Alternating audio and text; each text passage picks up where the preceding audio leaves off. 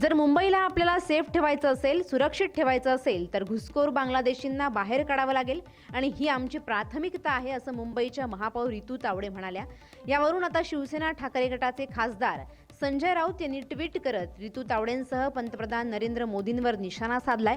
कालच्या अर्थसंकल्पात बांगलादेशला कोट्यवधी रुपयांचं दान का दिलं? बांगलादेशातील हिंदू मंदिरांवर हल्ले करण्यासाठी आणि हिंदूंच्या कत्तली करण्यासाठी हे दान दिलं का, असं विचारत संजय राऊत यांनी रितू तावडेंसह पंतप्रधान मोदींवर निशाणा साधलाय. रितू तावडेंनी पंतप्रधान मोदींना जाऊन हे प्रश्न विचारावेत, असंही संजय राऊत म्हणालेत. हिंदूंची मंदिरं पाडणाऱ्या, हिंदूंच्या घरावर आगी लावणाऱ्या देशाला नरेंद्र मोदी आणि निर्मला सीतारामन काही कोटी रुपये मदत म्हणून देतात, हे मुंबईच्या महापौरांना सांगा, असं म्हणत त्यांनी मुंबईच्या महापालिकेच्या नव्या महापौर रितू तावडे यांना सुनावलं. नगरसेविका रितू तावडे यांची भाजपने निवड केलेली आहे आणि त्याबद्दल मी रितू तावडे यांचं अभिनंदन करतो. भारतीय जनता पक्षाला या निमित्ताने कळलं की मुंबईतला मराठी माणूस हा सुद्धा हिंदू आहे आणि या मराठी माणसानंच देशाच्या स्वातंत्र्याचं आणि हिंदुत्वाचं रक्षण केलेलं. शिवसेनेनं जो निवडणुकीमध्ये प्रचाराची दिशा ठरवली, मराठी माणूस, मराठी अस्मिता आणि मराठी जनतेनं आम्हाला जे भरभरून मतदान केलं शिवसेनेला, महाराष्ट्र नवनिर्माण सेनेला एकत्रित, त्या दबावापोटीच भारतीय जनता पक्षाला मराठी महापौर करावा लागला. रितू तावडे या मूळच्या काँग्रेसवाल्याच आहेत. भारतीय जनता पक्षाकडे स्वतःचं ओरिजिनल असं काही नाही. काल राष्ट्रीय स्वयंसेवक संघाचा कार्यक्रम झाला, मी पाहत होतो. मलाही आमंत्रण होतं, पण मला दुसऱ्या कार्यक्रमाला जायचं असल्यामुळे मी तिथे गेलो नाही, तर मीही गेलो असतो. सलमान खान होते व्यासपीठावर असं मला कळलं.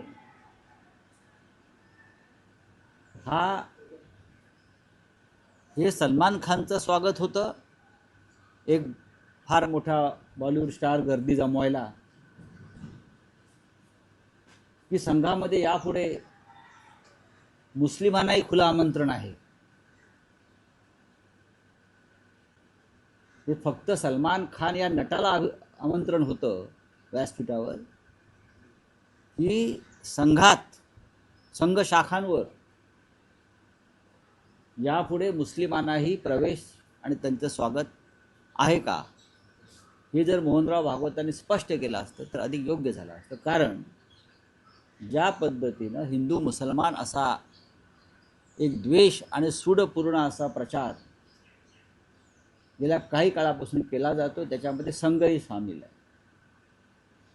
कारण मोदी, फडणवीस, अमित शहा व इतर सगळे लोक जे देशपूर्ण राजकारण करतायत हिंदू मुसलमानांचं, त्यात हे सगळे मूळचे संघाचेच लोक आहेत. त्याच्यामुळे सलमान खान वगैरे इतर अनेक कलाकारांना आपण जे घेतलं आपल्या व्यासपीठावर, तर माझा एक प्रश्न आहे, हे सलमान खान पुरतं मर्यादित होतं? तो एक मोठा कलाकार आहे आणि लोकांना दाखवावं की सलमान खान सुद्धा आमच्या व्यासपीठावरती आला. सध्या सत्ता आहे, उद्या जेव्हा सत्ता जाईल तेव्हा हे सगळे लोक परत आपल्या व्यासपीठावर येतील का? हा एक फार गमतीचा प्रश्न आहे, जो नंतर तिथे आपापसात चर्चेत माझ्या कानावरती आला. क्या करेंगे भाई, जाना पडता. हां, पण ठीक आहे, सलमान खानला बोलवलं याबद्दल स्वागत. पण या देशामध्ये मोठ्या प्रमाणामध्ये राष्ट्रभक्त, राष्ट्रवादी मुसलमान आहेत, त्यांचंही स्वागत करा. मुंबई महानगरपालिकेची निवडणुकीच्या वेळी संजय घाडी यांनी उमेदवारी अर्ज भरला. हां, काय काल मुंबईच्या महापौर निवड झालेली आहे, त्यांनी सांगितलेले की मुंबई आता आम्ही बांगलादेश मुक्त करू. असं कोण म्हणत आहे? महापौर महापौरांनी दिल्लीत यायला पाहिजे. बांगलादेशी मुक्त करण्याचं ते जे काय त्यांचं धोरण आहे ते त्यांच्या हातात नसून ते देवेंद्र फडणवीस यांच्या हातामध्ये. महापौरांना प्रशासकीय अधिकार नसतात. लक्षात घ्या, महापौरांनी मुंबई शहराच्या विकासावर बोलायला पाहिजे. ते पुन्हा हिंदू मुसलमान करणार असतील तर काल व्यासपीठावर सलमान खानला बोलून काही उपयोग झाला नाही असं मी म्हणेन. अर्थात घुसखोर बांगलादेशांना मुंबई का देशातून हाकलायला पाहिजे, ही आमची भूमिका आहे.